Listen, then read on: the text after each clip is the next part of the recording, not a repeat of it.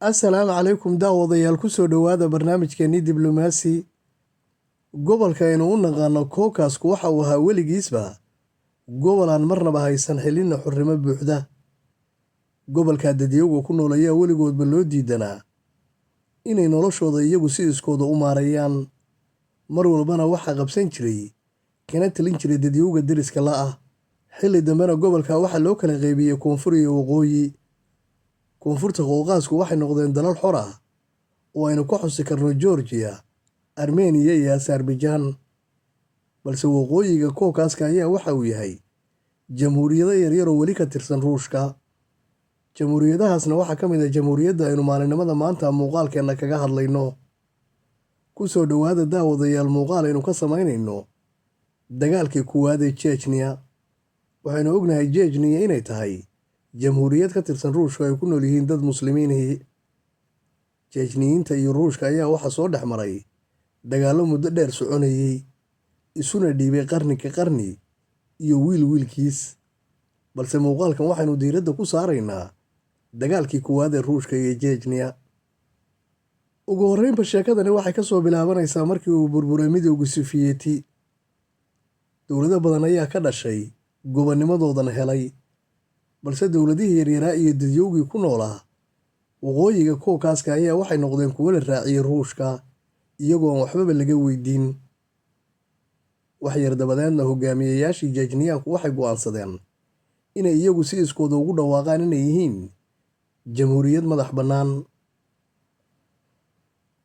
madaxweynihii xilligaa ka talinayay dalka Ruushka Boris Yeltsin ma ahayn mid ahmiyad weyn siiyey jamhuuriyadda ismagacowday. xilligaana jamhuuriyadda wax ciidan oo Ruush ah kuma aanay sugnayn gudahooda. waxay ahayd jamhuuriyad si iskeeda isu maamusha, balse aan adduunka aqoonsi ka haysan. dowladda Ruushku ma ahayn mid ka talisa jamhuuriyadda, sidoo kale ma ahayn mid awood kule ciidanna ka joogo.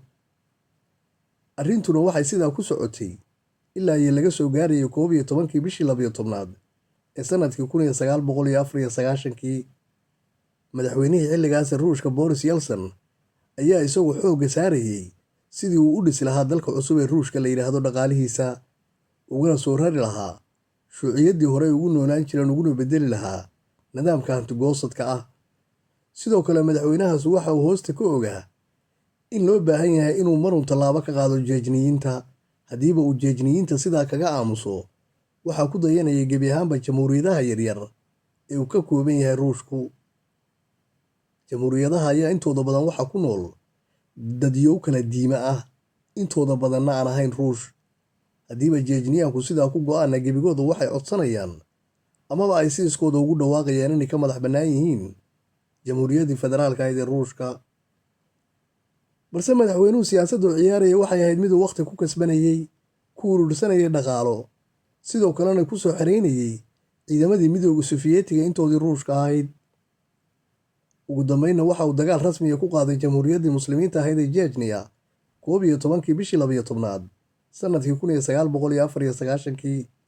dagaalkaas ayaa waxa uu socday ilaa laga soo gaaray 31 bishii 8 1996. Chechniyiinta ayaa xilligaa waxaa hogaaminayay uguna cadcaddaa madaxweynena isu magacaabay Doskar Dudayev, oo isagu ahaa jenaraal ka tirsanaa ciidamadii cirka midowga Sofiyeetiga, khibrad dagaal oo ku filanna leh. waxa uu ahaa jenaraal si wanaagsan ugu dagaalami karaa buuraleyda uu ka kooban yahay gobolka Chechnya. halka ay ciidamada Ruushka dhib ku ahayd inay ka dagaalamaan gobol aan ay aqoon badan u lahayn, dadka deggani afgaara ku hadlaan, sidoo kale buuraley ah oo aanay taangiyada iyo hubka kale oo culus u mari karin gobolka. si kastee ahaataba madaxweynaha Ruushku waxa uu ku guulaystay ciidamadiisa inuu gaarsiiyo magaalada Grozny kana dagaalamo. Chechniyiintu markay arkeen in ciidamada Ruushka gudaha ay u soo galeen magaaladii caasimadda u ahayd ma ahayn kuwo isdhiibay. waxay bilaabeen dagaalka loo yaqaano ku dhufo ka dhaqaaqda, waxayna ku soo hoyeen dagaalka guulo aad u waaweyn.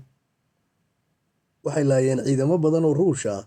ugu dambeyntiina waxayba gaarsiiyeen madaxweynaha Ruushku inuu ka fekeray inuu gobolkan iskaga baxo, balse isagoo caloosha ka og haddii uu sidaa sameeyo in jamhuuriyadihii yaryaraay oo dhammi ay sugayaan arkayaanna in laga adkaaday. dagaalkaasu intuu socday dowladda Ruushka iyo Chechniyiintuba waxay sheegteen inay iyagu guulaysteen, dhimashadana kuwa kale ay ku badan yihiin. balse xogaha lagu kalsoonaan karo ay sameeyeen hay-adaha caalamiga waxay sheegeen mujaahidiintii jejniyaanka ee dagaalamayay in laga laayay 3,000. dhimashada soo gaartay dadka reer jejniyana ahayd inta u dhaxaysa 30,000 ilaa 100,000 oo dhimasho ah, halka 200,000 oo kun dad ka badan oo jejniyiin ah ay dhaawacyo kala duwani soo gaareen. sidoo kale waxay sheegeen 500,000 oo kun oo jejniyiinta ka mid ah inay noqdeen kuwo guryahoodii ka qaxay. magaalooyinkii iyo tuulooyinkii jejniina ciidamada ruushka waxay ka dhigeen kuwo dambasta ah. sidoo kale ciidamada ruushka ayaa la sheegay in laga laayay in ka badan 14,000 oo askari, in ka badan 52,000 oo askarina laga dhaawacay. dowladda ruushka waxay sheegtay in lagaga laayay dagaalka 5,732 askari oo keliya, waxayna sheegtay sidoo kale in lagaga dhaawacay dagaalkaasi intuu socday askar ka badan 17,892 askari. haddaba 14 ilaa 19 bishii 6 ee sanadkii 1995 ayay jejniyiintu ku guulaysteen inay qabsadaan cusbitaal hooyada iyo dhallaanka ah. inkastoo arrintaasu ay ahayd fal argagax leh, loogana baahnaa haddiiba ay meel qabsanayeen inay meelo kale qabsadaan oo ay ka leexdaan cusbitaalka, waxay noqotay istaraatiijiyad u shaqaysay. cusbitaalka ayay jejniyiintu ku laayeen 140 qof. ugu dambeyntiina waxay madaxweynaha ruushka ku khasbeen inuu ciidamadiisa kala soo baxo gobolkooda. si kastaba ha ahaatee, dagaalkan waxaa heshiis laga gaaray 12 bishii 5 sanadkii 1997. xilligaas ayaa madaxweynihii jejniyiinta oo ahaa kii labaad laguna magacaabo aslan maskatov iyo boris janselkii ruushku ay ku saxiixdeen magaalada moscow heshiis lagu joojiyey dagaalka, laguna soo afjaray iyadoo aan wax weyn laysku raacin. dowladda ruushka iyo jejniyiinta labaduba way ogaayeen heshiiska lagu soo afjaray dagaalkaasu inaanu hayn heshiis qiimo weyn ku dhisan, xilli walbana ay labada maamul dib u dagaalamayaan, maadaama heshiiskaasu ulaahu ku taagnaaba aan ahayn kuwo asal ah. madaxweynaha dalka ruushka sanadkii 1996 waxa uu gelayay doorasho uu doonayay markii labaad in isaga dib loo doorto. dadka ruushkaana ma ahayn kuwa ku qanacsanaa madaxweynahoodu sida uu dagaalka u maareeyey. sidoo kale madaxweynaha ruushka ayaa waxa uu ahaa mid ka mid ah madaxda ugu khamriya cabka badnaa adduunka, had iyo gooraanana waxa la arki jiray isagoo cabsan. dadka ruushkaana ma ahayn kuwo ku qanacsanaa gebi ahaantiisba, waxaase ugu darnay dagaalkaas haddii aanu ka keenin wax natiijo ah inaanu doorasho labaad arkeen. ugu dambeyntiisa waxa uu helay jaaniskiisii 21 bishii Abriil sanadku markuu ahaa 1996, xilli uu madaxweynihii jejniyaanka generaalka ciidamada cirka midowga Sofiyeetina hore u ahaan jiray Dr. Dudayev ku hadlayay telefoon satellite-ka ah ayay ciidamada ruushku ogaadeen, waxayna ku dileen gantaal ay cirka ka soo rideen. taasuna waxay u noqotay madaxweyne Boris Johnson qodob aad u wanaagsan oo doorashada dib isugu sharaxi karo. ugu dambeyntiina waxay noqotay sidii uu rabay, waxaana uu ku guulaystay doorashada, inkastoo uu ku lamaanaa Vladimir Putin-ka aynu haatan naqaan, uu isagu door weyn ka ciyaaray doorashada dib loo doortay Boris Johnson iyo dagaalka labaad ee jejniyaanka iyo ruushka.